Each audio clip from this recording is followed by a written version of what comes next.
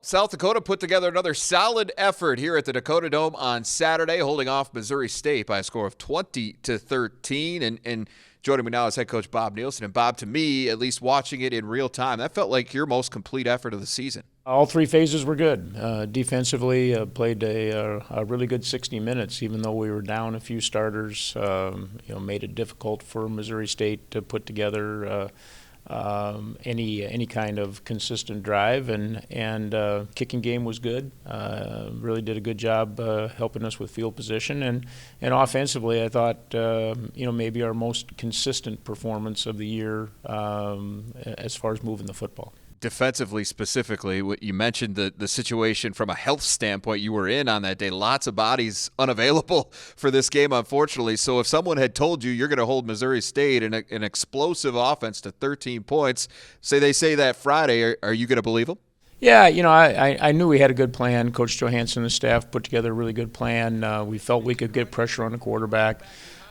Playing down that many guys meant we were going to have some young guys step up, and we had a lot of those guys that did step up. Some names that fans hadn't heard probably at all, or at least not very much over the course of the season were leaned on pretty heavily on Saturday. Marcus Simmons, talented freshman, being one of them who had gotten a little bit more playing time as the season has gone on.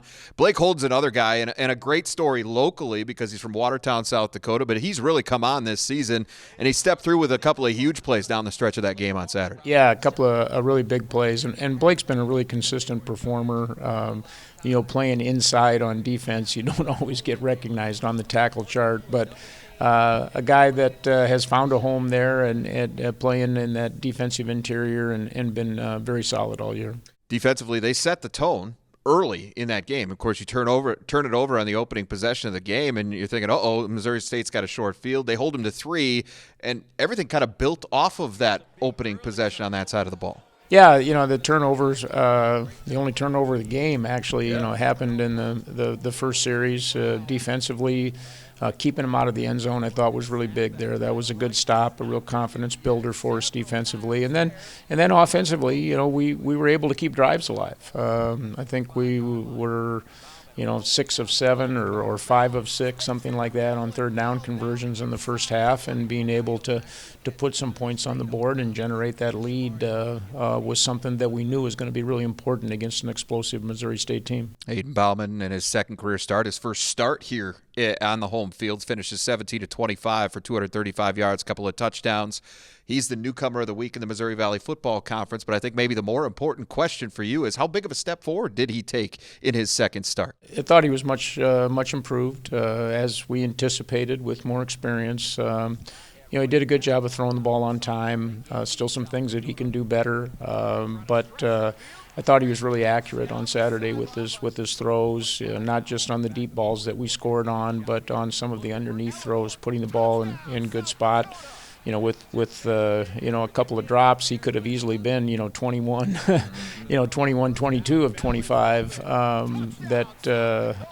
But we were going to need to continue to build. Forward on the things that he's doing well, and offensively, this will be a big week to take another step forward. Another guy that deserves a little spotlight time was Wes Elidor. I mean, this is a guy that's really come on in the receiving game. He's shown some flashes throughout his career. A lot more consistency out of number 9 this year. He finishes with a career-high 97 yards and a touchdown on Saturday, but he's really broken out here as a junior. Yeah, he's had a good year. He's played better than what his statistics actually represent, just because we've struggled at times getting the ball, to our perimeter guys throwing it. But he's been really solid. He's solid in the return game. He's solid on the perimeter. He and Carter Bell, it was good to see those two guys get going on Saturday and be a bigger part of our offense. So with the win, you improved to 3-1 on the season here in your building. You always love to protect the Dakota Dome, right? So that's a great thing.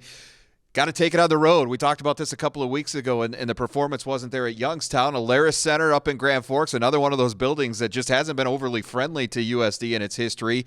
How do you get that turned around against a talented Fighting Hawks team that's playing some pretty good football right now? Yeah, they are playing really well. And that staff does a great job. They're always a well-coached football team that executes really, really well. And I think the thing, honestly, we haven't played well on the road. We haven't played the same way we've played at home, and we've got to find that. We've got to carry that with us this week. Not just be as good as we were this week, but be better, because that's what you have to be to win on the road. And our guys will be prepared to do that. A chance to play another ranked football team, and a chance to demonstrate, that our team's not done playing.